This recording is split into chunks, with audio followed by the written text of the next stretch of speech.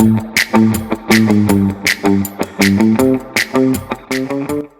to the NYREJ Podcast. I'm your host, Rick Kaplan.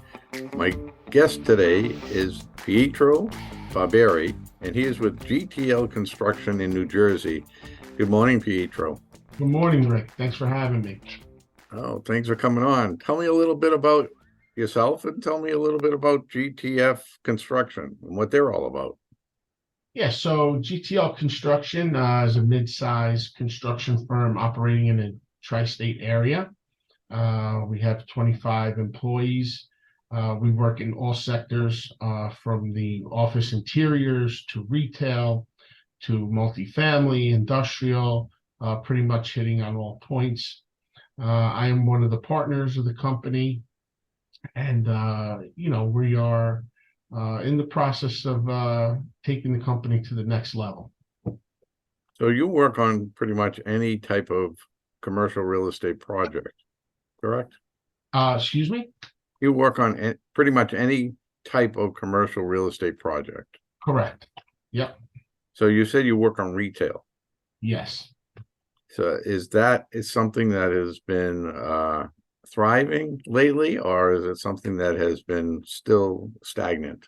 It depends on the type of retail, Rick. So we like to split retail into two components. We like to call it e-commerce and non-e-commerce retail. And it's exactly what it means, right? The e-commerce retail is your retail that you can still purchase a lot of the goods online. And that has been kind of stagnant. Obviously, people like to buy online. But then you have the retail sector that's non-e-commerce. So your restaurants, your salons, things of that nature, which is actually experiencing quite a boom. And we're happy to be part of that. Now, you work on office? Yes. Office, it's interestingly enough, office interiors was our bread and butter. There was a period of time when we started years ago that's the only thing we did, was the commercial office. And thankfully through the years, and I say thankfully because that's one sector in our business that is highly affected by the economy, right? Interest rates and economy can make or break that sector of our industry. So it's very important. We learned early on it was very important to be diversified as much as possible. So when you hit the downturns in certain sectors, you were in other sectors that were actually thriving and booming. So, I mean, I've heard lately that a lot of these tenants in the office sector have been renewing leases, but for smaller space, which then in return, that helps you kind of because you can go in, now you have to reconfigure the space for them. Yeah, for a short period of time after COVID, that was the case. Correct. The big deals were no longer, 60, 70, 80,000 square foot offices were, just was not happening. And again, after COVID, immediately, that's exactly what was happening in that sector. People were downsizing, people were reducing space, but now, interestingly enough, it's changed. I think companies are kind of stuck because it still has not been determined what the outcome is going to be. Is it going to be a lot of work from home and smaller office footprints, or a lot of the companies trying to go back, to the office and the bigger footprints? So it's kind of been in limbo, and that limbo has caused kind of a slowdown in that market because, in the indecision, people are just staying put. And then you tack on to that the uncertainty with the interest rates and the economy, and even more so next year with the election. Anytime there's an election year, it causes hesitation on the parts of companies to make those capital expenditure decisions because they really don't know what kind of legislation is going to be passed and how it's going to affect them. So it kind of slows down that market quite a bit. Now, I talk about this quite a bit. Multifamily is, everyone's crying. We need more multifamily. We need more multifamily. There's been some talk about conversion of office space into multifamily, which can be very expensive, which you would probably know more about than I do. But, that's one thing. And then there's also not enough land to build a regular multifamily, or the land is too costly to build a regular multifamily property. So you have to have some kind of a concept for affordable, and then you have to bring federal money in, you have to bring local money in to try to make that project work. Yeah. So you running into those issues? So interestingly enough, we feel that that's where the market is going in 2024. There is a lot currently in New Jersey, a lot of underutilized assets in the office market. A lot of the buildings are not performing well. A lot of vacancy. So I feel that the industrial markets, the multifamily markets are going to make a big push in trying to buy these underutilized assets and work on the conversions, not only from a multifamily perspective, but from an industrial perspective. Another interesting thing that's happening in the industrial market is, with the Amazons of the world, for the past however many years, you saw the big industrial buildings, 1,000,000 square feet, 800,000 square feet. Now the buildings exist, but similar to what was happening with the office, where kind of we were reducing a footprint. That's kind of what's happening in the industrial. We are subdividing space within the 1,000,000 square feet into 300,000 square foot sections. Now, it's interesting that you said affordable housing, because I feel that's going to play into the industrial market as well. I think in New Jersey, one of the things that's affected New Jersey is the need for affordable housing. And a lot of the towns who no longer can pass fees to developers and actually have to develop it, going to be stuck having to build affordable housing units if they don't have enough development in their towns where developers can assist with that.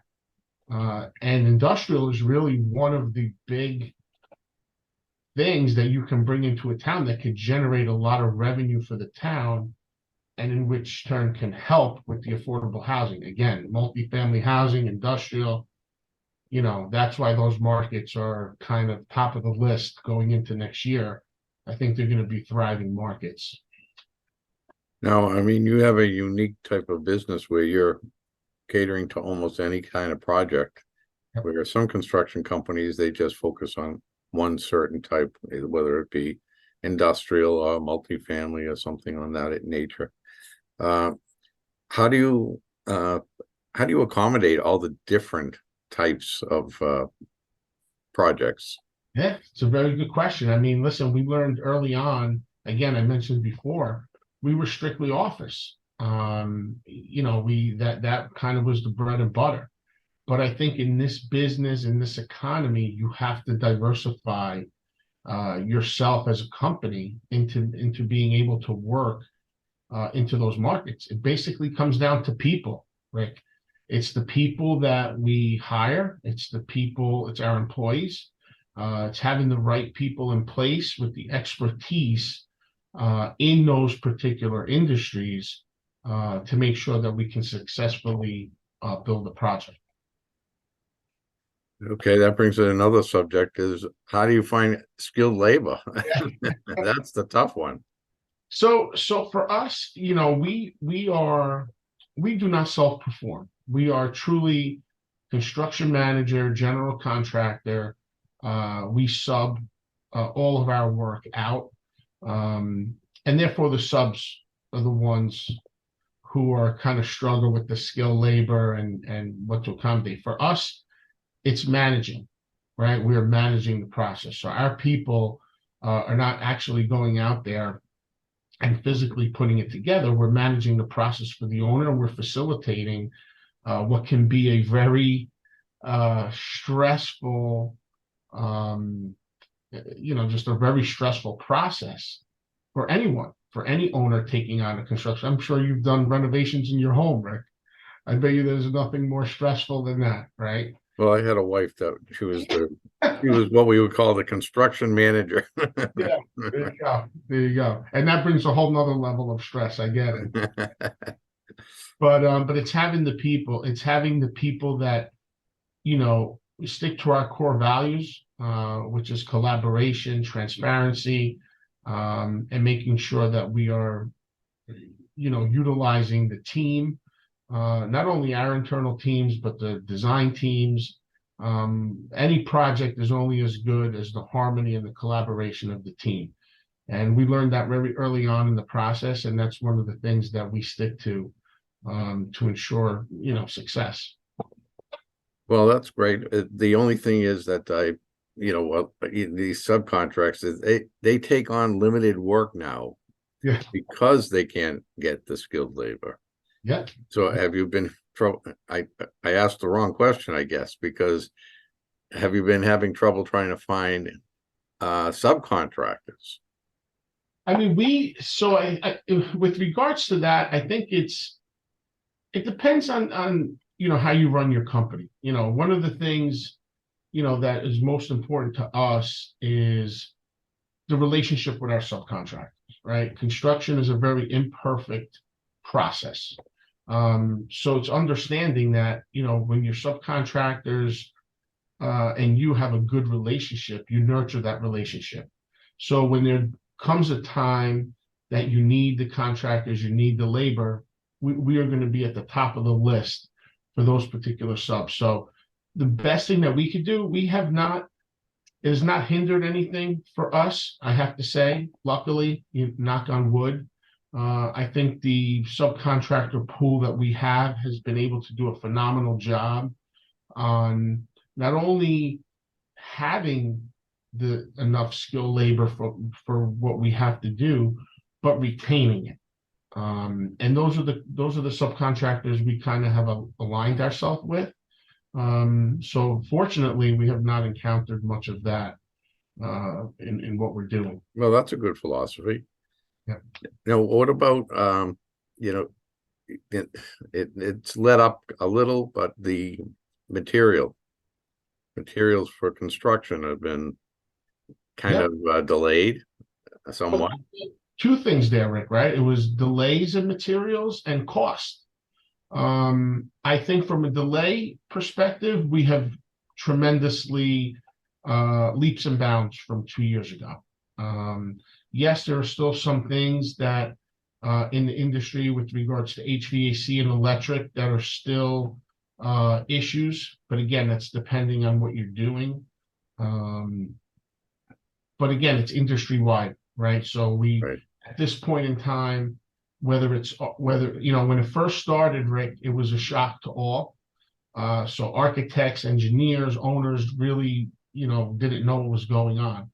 Now we've been through it enough and have buckled down those things that are still an issue, and everyone designs the projects accordingly, right? We schedule and design the projects around it. So it makes for a much more, it makes it much easier to kind of schedule and anticipate, just because everyone is on the same page.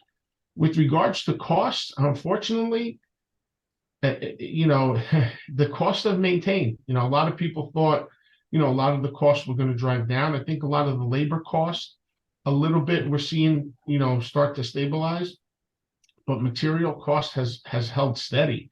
And I think the economy is a reflection of that. When we were probably going to make that turn at that inflection point, then we got hit with, with the economy and certain policies in place and interest rates that kind of hindered that. And actually, with the inflation, made it even more difficult. So from a cost perspective, there's still a lot of things that we have to work through there. Now, as a construction management company, utilities have been an issue as well, especially in the Northeast, because we have an old infrastructure of, our water supplies, our gas, electric. well, now gas is being eliminated slowly, but electric and things of that nature. Are you finding that you have to start to put together projects months and months prior, the preliminaries of the project? You have to put that all together a lot earlier than you used to? Very much so. Very much so. That's probably so when we run into that a lot in our ground up construction. Obviously, in a lot of the interiors infrastructures in place, not too big of an issue. But in a lot of the ground up construction that we're doing, absolutely. Absolutely. That's probably one of the the items that we have to tackle first. And depending on when we are brought into a project, a lot of times we're brought in as a construction manager and we're able to jump on the process from a very early stage before drawings are even created. A lot of times, drawings are done, ready to be submitted for permit, and we kind of have to tackle that as part of the scheduling. But yes, that is an area that, especially in New Jersey, is very delayed just because of the amount of work and all the different things that go into it. It's something that you definitely have to account for because it could greatly affect schedule. So when you have all these things, these issues in place, when you have to give a deadline of when completion of a project, how can you figure that out? Is that a magic trick or what? It is very close to a magic trick. Again, very difficult. It depends on the project and the different requirements of that project. For instance, ground up, you have the whole utility situation to work through. Ground up, you also have new infrastructure with regards to HVAC and electrical equipment. So those are the toughest, especially today. And you could ask any developer, it's cringeworthy, right? Because you're trying to put it, even from a developer standpoint, where you have to get financing in place. And then, there's the exit strategy in the building, and when is that going to be? Right. So to try to identify the market conditions today and what the market conditions are whenever the building is going to be complete is very difficult. It's a very difficult situation. But that being said, in typical projects, we do a lot of due diligence with that. We don't just kind of put a schedule together and say, oh, well, we look at this plan, it's 10 weeks, 12 weeks, 14 weeks. We actually discuss with our subcontractors. We look into lead times of a lot of the issues. We take logistics into consideration. So we look at all the different aspects, timing, depending on the time of year that we're starting the project. And we take all of those and we make the best educated guess on what we feel through experience and similar projects that we've done. And we feel we can get very close to those scheduled dates. Well, a lot of times, and I've heard this from different contractors, construction management companies, that they, in their contracts, they have stated that because of the influx of cost, going up and down, and never know where they're going to land with the cost of materials, they put a stipulation in their contracts stating that the cost could go up, but by 15% or 20%, whatever, and then also the deadline can have a little flexibility as well. Yeah, is that something you do? Yeah, very difficult. So after COVID, we had to put escalation clauses in our contract. There was no other way. I mean, there was a period of time for that year and a half where you had price changes within a week. So we get a price from a subcontractor, we get a price from a vendor, and within a week, if you didn't have a purchase order and you didn't buy it within that week, hey, guess what? Price was changing. That's how volatile the market was. So, in our position where, hey, we have to get the cost, share the costs with the owner, right? Get approvals, that's could be a 2-3 week process. And here we are in a market where prices are fluctuating in a week. So it was a very, very difficult situation for a lot of clients and a lot of contractors, right? So the escalation clause was a must. So that's something that we've seen in the past couple of years. But with regards to deadline, that's always been something, right? There's always, depending on certain projects, there was always stipulations around being complete and clauses for that as well, with penalties for delays. That's just something, again, you're relying on your experience, relying on gathering the facts and the data. You put your best foot forward on when you can complete a project schedule wise. So it's what you're trying to say is that this is not just a black and white type of business. There's a lot of pieces that put in place before you can even go forward with any of this. Yeah, absolutely. I tell our employees all the time, if it was easy, everybody would do it. That's right. We wouldn't have a job. It's chaos. Construction is basically controlled chaos, right? And that's really the best way to explain it. I've told clients in presentations, hey, because people think you go into a presentation, hey, we're the perfect contractor. There's going to be no issues. We're going to be on time. We're going to be on budget. Go with us. Everything's going to be fine. And I'll tell them, if somebody's telling you that, either they're lying or they have not done this long enough and have no experience. Because I will tell you, there's going to be problems. There's going to be a lot of problems. There may be a lot of problems on a daily basis. I says, that I can promise you. I says, but the other thing I can promise you is that we will be there to tackle those problems and come up with solutions and bring it to the forefront as soon as possible. That to me is what makes what separates the contractors, right? Good contractors from ones that maybe are not so good, is being able to communicate, have the difficult conversations, bring the problems to the forefront as soon as possible. Don't let them linger. The more problems linger, it's going to cost somebody money, and we're not in the business to do that, right? So, Pietro, if someone wanted to get a hold of GTL Construction, do you have a website? Yeah, gtlconstruction.com. Absolutely. Oh, that's it? A lot of information. We also have a social media platform on LinkedIn. So a lot of what we do can be seen there. I think between that and the website, there's a lot of information that you can gather on the company. And that will give the contact information as well on the website. Sure. Yeah. GTL.com? GTLconstruction.com. Oh, GTLconstruction.com. Okay. That's easy enough. Well, I appreciate you coming on the show, giving us all that great information. I wish you a lot of good luck with your business, because like I said, it doesn't sound like a piece of cake. It's a lot of work. It is not, but it's fun. It's fun, and it's an exciting industry to be a part of. So, well, that's great. Well, we've been talking with Pietro Barberi, and he is with GTL Construction, and their website is gtlconstruction.com. You're listening to NYREJ Podcast, and I'm your host, Rick Kaplan. Until next time.